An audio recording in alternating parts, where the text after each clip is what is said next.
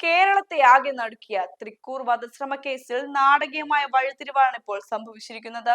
ക്രൂരമായ കൊലപാതക ആസൂത്രണത്തിന് ശേഷം ഒളിവിൽ പോയ രണ്ടാം പ്രതിയായ ഭാര്യ ഒടുവിൽ നിയമത്തിന് മുന്നിൽ കീഴടങ്ങിയിരിക്കുകയാണ്. തൃക്കൂർ നെല്ലിച്ചോട് ജിമ്മിൽ നിന്നിറങ്ങി വരുന്നതിനിടെ യുവാവിനെ അതിക്രൂരമായി ചുറ്റിക കൊണ്ട് തലക്കടിച്ച് കൊല്ലാൻ ശ്രമിച്ച കേസിലാണ് രണ്ടാം പ്രതിയായ മറ്റത്തൂർക്കുന്ന് നെടുമ്പാക്കാരൻ ജിസ്മി തെരേസ് ജോഷി എന്ന 30-കാരിയെ ഇപ്പോൾ പോലീസ് അറസ്റ്റ് ചെയ്തിരിക്കുന്നത്. മരത്താക്കര പുഴമ്പള്ളം സ്വദേശി വെളിയംകുളങ്ങര വീട്ടിൽ ഡീനസ് ഡേവിസിനെയാണ് ഈ ആക്രമണത്തിൽ ഗുരുതരമായി പരിക്കേറ്റത്. അത്യന്തം ഭീതിജനകമായ രീതിയിൽ റോഡിൽ ഒളിച്ചിരുന്ന് നടത്തിയ ഈ വധശ്രമത്തിന്റെ കൃത്യമായ വിവരങ്ങൾ പുറത്തു വന്നതോടെ പൊതുസമൂഹം ഒന്നടങ്കം ഞെട്ടലിലാണ്.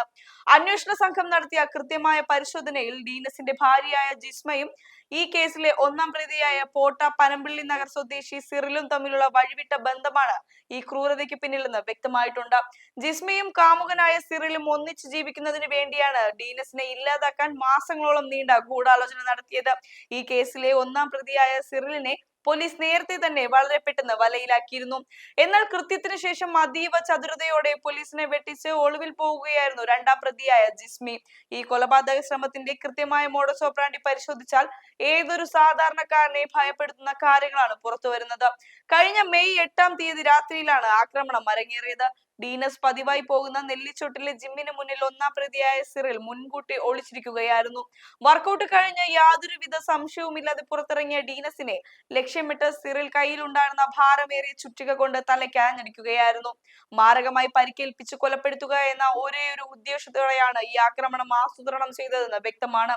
ഈ കേസിലെ നിയമപരമായ വശങ്ങൾ പരിശോധിക്കുമ്പോൾ ഇന്ത്യൻ ശിക്ഷാ നിയമത്തിലെ വധശ്രമം അടക്കമുള്ള അതീവ ഗുരുതരമായ സെക്ഷനുകളാണ് പ്രതികൾക്കെതിരെ ചുമത്തിയിരിക്കുന്നത്. കൃത്യത്തിൽ നേരിട്ട് പങ്കെടുത്ത സിറിൽ പിടിയിലായതോടെ ജിസ്മിക്ക് മേൽ പോലീസ് നിരീക്ഷണം ശക്തമായിരുന്നു. തുടർന്ന് അറസ്റ്റ് ഒഴിവാക്കാനായി ജിസ്മി കേരള ഹൈക്കോടതിയിൽ മുൻകൂർ ജാമ്യാപേക്ഷ സമർപ്പിക്കുകയുണ്ടായി. എന്നാൽ കേസിന്റെ ഗൗരവവും ലഭ്യമായ ശക്തമായ തെളിവുകളും പരിഗണിച്ച ഹൈക്കോടതി ജിസ്മിയുടെ മുൻകൂർ ജാമ്യാപേക്ഷ പൂർണ്ണമായും നിരസിക്കുകയായിരുന്നു. കോടതിയിൽ നിന്നും യാതൊരുവിധ ആനുകൂല്യം ലഭിക്കില്ലെന്ന് ഉറപ്പായതോടെയാണ് പ്രതിക്ക് മുന്നിലുള്ള എല്ലാ വഴികളും അടഞ്ഞത്. കഴിഞ്ഞ ദിവസം ജിസ്മി പുതുക്കാട് പോലീസ് സ്റ്റേഷനിൽ നേരിട്ടെത്തി കീഴടങ്ങുകയായിരുന്നു.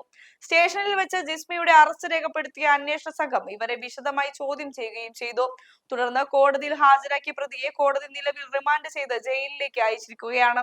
ഇത്തരത്തിലുള്ള അതിക്രമങ്ങളും കൊലപാതക ശ്രമങ്ങളും സമൂഹത്തിലെ സമാധാനപരമായ അന്തരീക്ഷത്തെയും കുടുംബ ഭദ്രതയുമാണ് തകർക്കുന്നത്.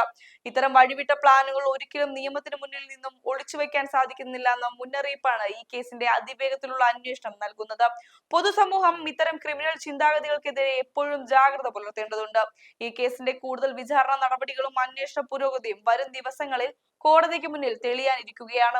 ഇത്തരത്തിലുള്ള അതിക്രൂരമായ ആസൂത്രണങ്ങളെ കുറിച്ചും ക്രിമിനൽ സംഘങ്ങളുടെ പ്രവർത്തനങ്ങളെ കുറിച്ചും കൃത്യമായ ധാരണയുണ്ടെങ്കിൽ മാത്രമേ പൊതുജനങ്ങൾക്ക് തങ്ങളുടെ സുരക്ഷ ഉറപ്പാക്കാൻ സാധിക്കുകയുള്ളൂ. നിയമം അതിന്റെ ശക്തമായ വഴിയിലൂടെ സഞ്ചരിക്കുമ്പോൾ ഒരു കുറ്റവാളിക്കും രക്ഷപ്പെടാൻ സാധിക്കില്ല എന്ന് വ്യക്തമാക്കുന്നതാണ് ഈ അറസ്റ്റ്. ഈ കേസിന്റെ ആഴത്തിലുള്ള വിശദാംശങ്ങൾ മനസ്സിലാക്കുവാനും കുറ്റവാളികൾക്ക് നിയമം നൽകുന്ന ശിക്ഷകളെ കുറിച്ച് ബോധവാന്മാകാനും ഈ ഇൻവെസ്റ്റിഗേറ്റീവ് റിപ്പോർട്ട് മറ്റുള്ളവരിലേക്ക് ഷെയർ ചെയ്യുക.